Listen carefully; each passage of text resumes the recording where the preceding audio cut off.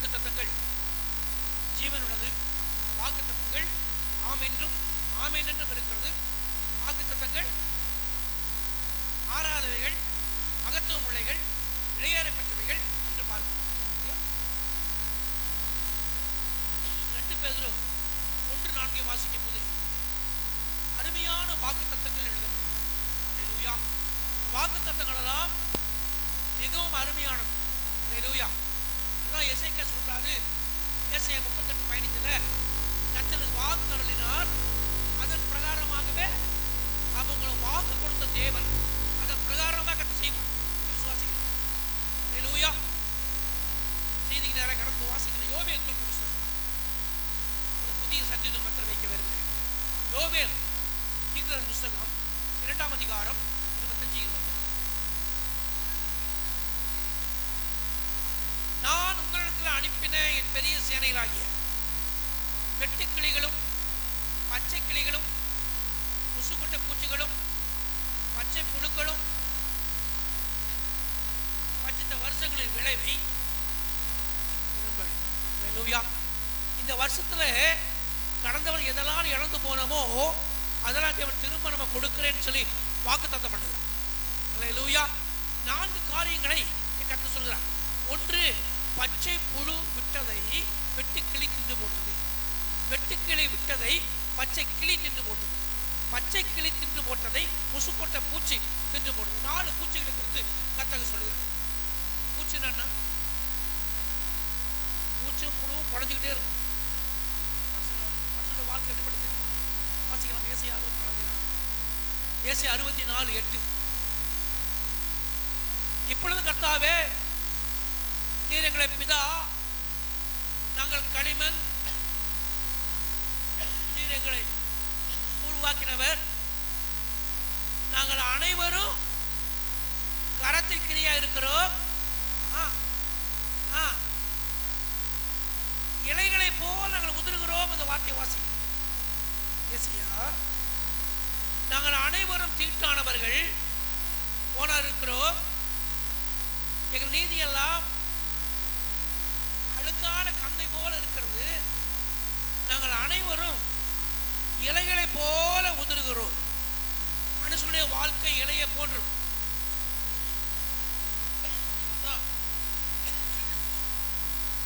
யோவேல் வாசிக்கும் போது அந்த இலையை கெடுத்து போடுகிற 4 பூச்சிகளை இங்க பார்க்கணும்.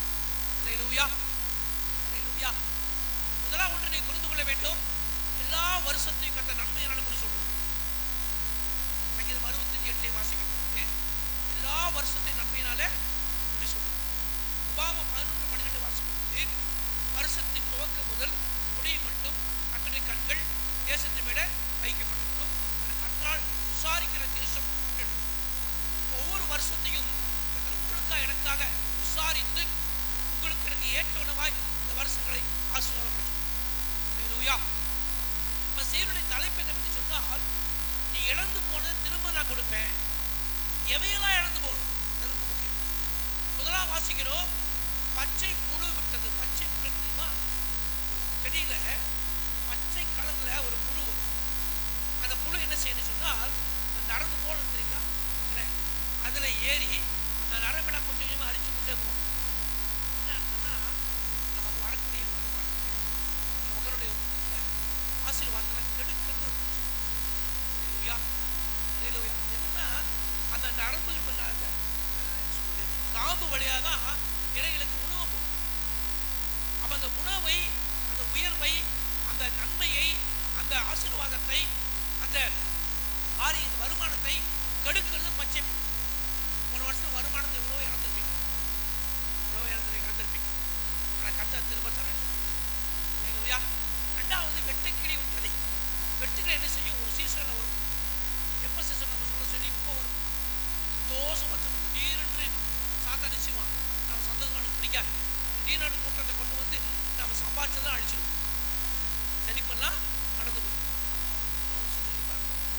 அடுத்த வருஷத்தில் இவ்வளோ நம்ம லாபம் பிஸ்னஸில் இல்லை நம்ம வருமானத்தில் இவ்வளோ நஷ்டம் என்று தெரியாதே என்று சொல்லி வீட்டில் பொருளாக கூட போயிடும். இதில் சம்பாதிச்ச பொருளாக நம்ம அறியாமல் போகும். அந்த சாவை நினைத்து கொள்ள வேண்டாம். அந்த சாத்தான் என்ன செய்யறான்?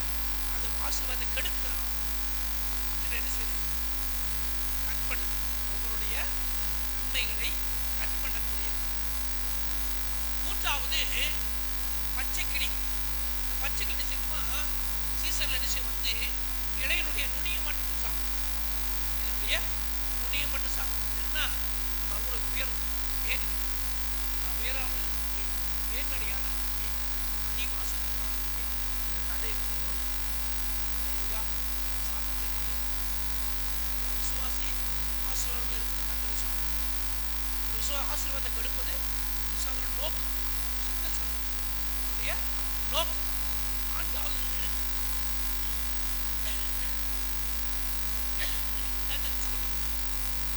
இந்த பூச்செடி சரி இலையெல்லாம் அரிச்சிருக்கு, அரிச்சிருக்கு, இலையெல்லாம் உதிர்ந்து இதுக்கு உள்ளான வருத்தத்தை சோர்வை கொண்டு வருது, தலைமையை கொண்டு வருது, காயங்களை கொண்டு வருது, வியாதியை கொண்டு வருது. என்ன இருக்கும்?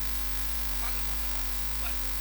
இறுதியும் கவலையினாலும் வேதனையினாலும் சோர்வினாலும் தலைவனாலும் விசுவாசம் சொல்றாரு. உயர்வை தடை செய்கிற சாத்தான வருமானத்தை கெடுக்கிற சாத்தான வருமானத்தை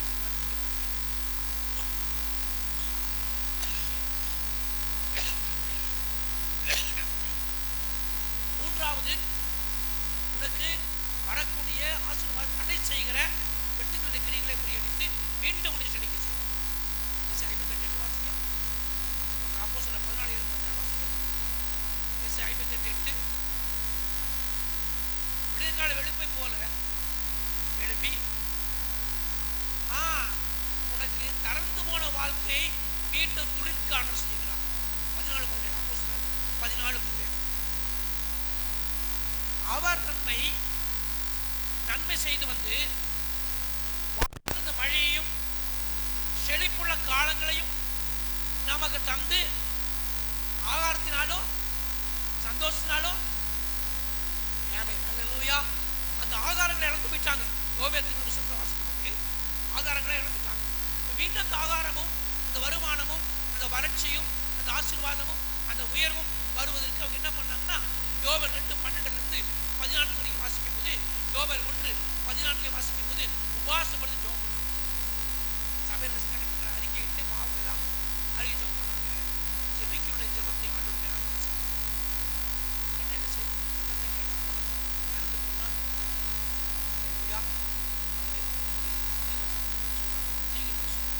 நீங்க வரணும். ஆனால் எனக்கு நமக்கு என்ன சொன்னாரு? வாசி இறைவனை பயணிக்க போகுது, இறைவனை பயணிக்க போகுது. சங்கீதம் 127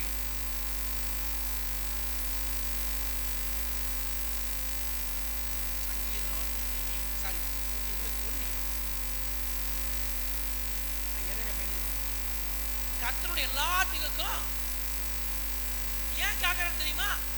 அடுத்த சப்ஜெக்ட் வரேன். கர்த்தருடைய எல்லா திங்குக்கும் விலைக்கு காப்பா. சங்கீதம் 122 வாசிங்களா? எல்லாம் 121:7 121:7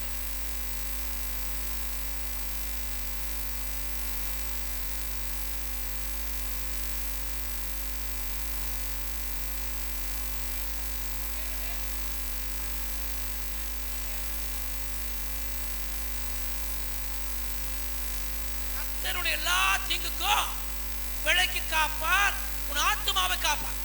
எந்த தீங்கு வந்தாலும் பயம் இல்லை. அதுக்கு என்ன செய்யணும்னா, யாபேஸ் கிட்ட போகணும்.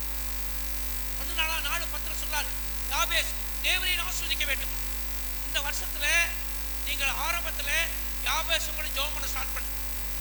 யாபேஸ் கூட ஜெபம் பண்ண ஸ்டார்ட் பண்ணா, அவன் வேண்டிக் கொண்டதை யாபேஸுக்கு தேவன் தந்தது போல நீங்கள் வேண்டிக் கொள்வதை கர்த்தர் நிச்சயம் உங்களுக்கு தருவார். அல்லேலூயா. யாபேஸ் ஜெபிக்கிறான், தேவனை ஆசீர்வதிக்க வேண்டும். என்ன ஆண்டவரே, என் தாய் என்னை துக்கத்தோடு பெற்றுவிட்டார், துக்க சந்தோஷமான. அப்ப இந்த வருஷத்துல என் துக்கமெல்லாம் நீங்கி எவ்வளவு துக்கப்பட்டனோ, எவ்வளவு கண்ணீர் விட்டனோ, எவ்வளவு வேதனைப்பட்டனோ, அந்த பதிலாக இரட்டிப்பான சந்தோஷத்தால் என்னை கர்த்தர் மகிழ்ச்சி. நாம் வியாதி இல்லாமல் பலவீனம் இல்லாமல் சுகமாக இருக்க வேண்டும், சமாதானமா இருக்க வேண்டும், சந்தோஷமா இருக்க வேண்டும், வேண்டிக் கொண்டே. இரண்டாவது யாபேஸ் ஜெபிக்கிறான், என் எல்லையை பெரிதாக்க வேண்டும். எல்லை என்றால் 3 காரியங்கள். ஒன்று குடும்பத்தை குறிக்கிறது, 147 வார்த்தையை வாசிக்கிறது. இன்னொன்று இளைஞர் பந்துகள் உற்சாகங்களை குறிக்கிறது. மூன்றாவது சபையை குறிக்கிறது. அன்றைய வருஷத்துல என் சபையின் எல்லைகளை பெரிதாக்கும். அன்றைய என்னுடைய குடும்பத்தினுடைய எல்லைகளை அப்படின்னா என் குடும்பத்தை ரட்சிக்கலாக முறைதான் ரட்சிப்புள்ள நடத்துங்க. எங்கள் குடும்பத்துல எல்லைகள் முழுவதும் என் குடும்பம் முழுவதும் சமாதானமா இருக்கும். அல்லேலூயா. யாபேஸ் ஜெபிக்கிறான், அவன் ஜெபத்தை ஆண்டுகிறான், அவன் வேண்டிக் கொள்ள கர்த்தர் கொடுத்தான். மூன்றாவது ஜெபிக்கிறான், நீங்க என்ன கரையனோடு கூட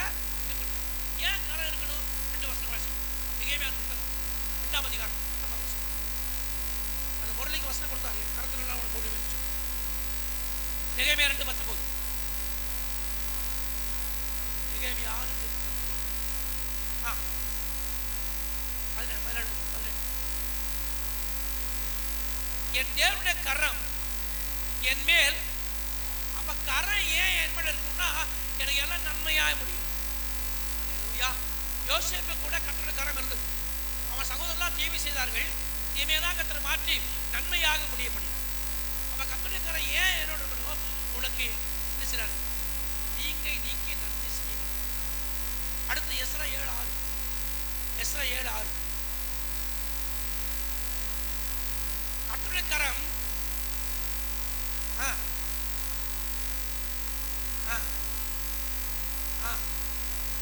அவனுடைய தேவனால கர்த்தருடைய கரம் அவனுடைய இருந்ததினால் அவன் கேட்டதெல்லாம் கர்த்தர் கொடுத்தார்.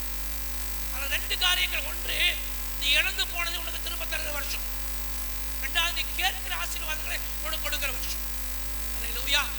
எவ்வளவு நீ இழப்பை சந்தித்தாலும், எவ்வளவு நஷ்டத்தை பார்த்திருந்தாலும், எவ்வளவு குறைவை பார்த்தாலும், இனிய வாழ்க்கையில கர்த்தர் குறைவை நஷ்டத்தை காண்பதில்லை. என்ன செய்வதில்லை? அழிவை காண்பதில்லை, தீங்கை காண்பதில்லை, வியாதி பலவீனங்களை காண்பதில்லை, மரணத்தை காண்பதில்லை, இருளை காண்பதில்லை. கர்த்தர் உனக்கு நித்திய வெளிச்சமாய் ஒரு சுகவால் சீக்கிரமாக நீ இழந்து போன வருமானத்தை, இழந்து போன உயர்வை, இழந்து போன ஆசீர்வாதத்தை, இழந்து போன நன்மைகளை, இழந்து போன மேன்மையை திரும்ப அவனுக்கு கர்த்தர்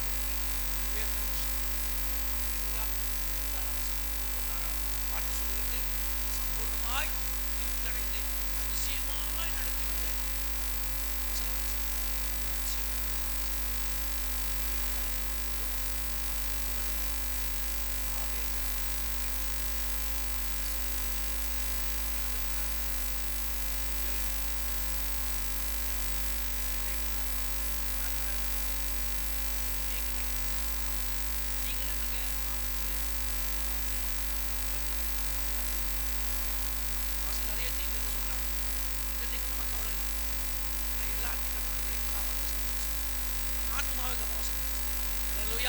எவ்வளவு தீங்கு வந்தால் நம்ம அணுகுவதில்லை.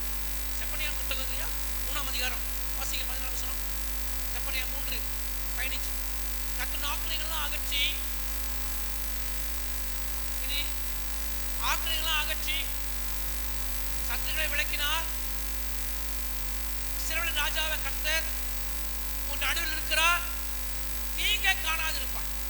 அல்லேலூயா. கர்த்தர் இந்த காலை முதற்கொண்டு உன்னோடு இருக்கிறார். நீ தீங்கு காணவே மாட்டான்.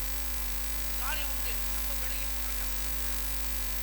வாக்கத்தில் நம்ம விலகி போனாலும் நம்மோடு உண்டு.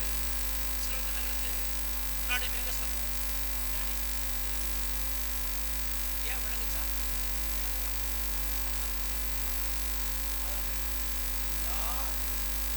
பாப்பா வருஷத்துல வருஷம் 30ஆம் அதிகாரம் 30:30. தாவீது கர்த்தரை நோக்கி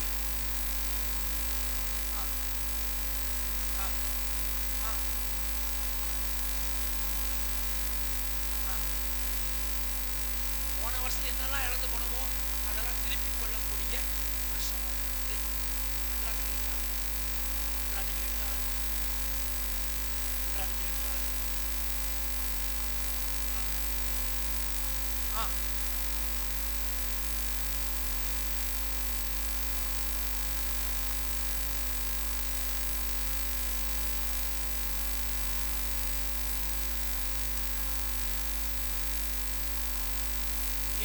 வருஷம் இழந்து போனதை ஒரே வருஷத்துல கட்டணும்.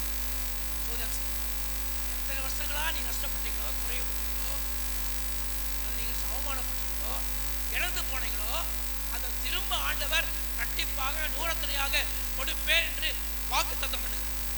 வாக்குத்தத்தம் அல்லேலூயா. ஞாபகம் பண்ணி ஜெபம் பண்ணுவோம். இழந்து போன பெற்றுக்கொள்வோம். அதிசயம் நடக்க